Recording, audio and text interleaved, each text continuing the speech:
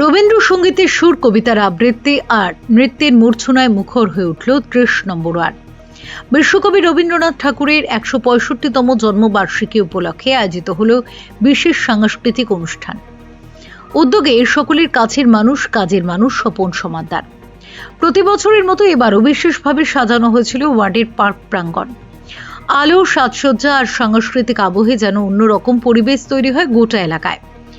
অনুষ্ঠানে ছোট ছোট কচিকাচাদের গান, আবৃত্তি, কবিতা, নৃত্য পরিবেশনা মন ছুঁয়ে যায় উপস্থিত দর্শকদের। দর্শক আসনও ছিল কানায় কানায় পূর্ণ। ৫৬ নম্বর ওয়ার্ডের পুরপিতা ও মেয়র পরিষদ সদস্য স্বপন সমাদ্দার জানান, রবীন্দ্রনাথ শুধু বাঙালির নন, তিনি বিশ্ব মানবতার প্রতীক। তার সৃষ্টি ও ভাবনাকে আগামী প্রজন্মের কাছে পৌঁছে দিতেই এই আয়োজন। আজকে ২৫শে বৈশাখ, ৯ মে আপনারা দেখবেন এই পার্কের সামনে একটা নেমপ্লেট আছে। ঠিক এরকমই একটা দিনে, এরকম একটা সন্ধ্যায় আমাদের এই ইন্ডিয়া শিশু উদ্যান জনগণের উদ্দেশ্যে খুলে দেওয়া হয়েছিল।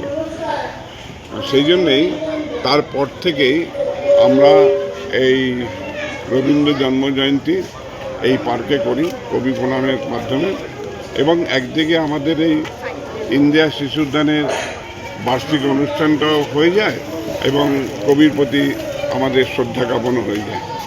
তাই এই দিনটা আমরা খুব ধুমধাম না করলেও পাড়ার প্রতিবেশীদের সঙ্গে নিয়ে, কচিকাচাদের সঙ্গে নিয়ে এই দিনটা আমরা উদযাপন করি। আজকে এটা খুবই প্রাসঙ্গিক যে বিশ্বকবি রবীন্দ্রনাথ ঠাকুর, যদিও অনেকে এই বিশ্বকবিকে বিভিন্নভাবে সমালোচনা করেছেন, আজকে তারা এই বিশ্বকবিকে নিয়ে মাতামাতি করছে। আমরা চাই এই বাংলার সংস্কৃতি, বাংলার কৃষ্টি, বাংলার ঐতিহ্য বজায় থাকুক, আমরা সুন্দর করে বাংলা এগিয়ে যাক, বাংলা ভারতবর্ষকে পথ দেখাক এবং বাংলা আগামী দিনে বিশ্ব বাংলার পথে এগিয়ে যাক। এটাই আমাদের লক্ষ্য। আমাদের যে মূল আরেকটি অনুষ্ঠান হয় রবীন্দ্র নজরুল সন্ধ্যা, সেটা আগামী ৭ তারিখ হবে, সেটা আমাদের কাকুকাছি ৩ আমরা এই প্রোগ্রামগুলো সারা বছর করে থাকি, আজকেও তার ব্যতিক্রম হয়নি। স্থানীয় বাসিন্দাদের বক্তব্য, এই ধরনের অনুষ্ঠান এলাকায় সাংস্কৃতিক চর্চাকে আরও সমৃদ্ধ করে। রবীন্দ্রনাথের সৃষ্টি নতুন প্রজন্মের কাছে পৌঁছে দেওয়ার ক্ষেত্রেও এই উদ্যোগ গুরুত্বপূর্ণ। চলতি মাসেই আরও একটি রবীন্দ্র সন্ধ্যার আয়োজন করা হবে বলেও জানিয়েছেন স্বপন সমাদ্দার।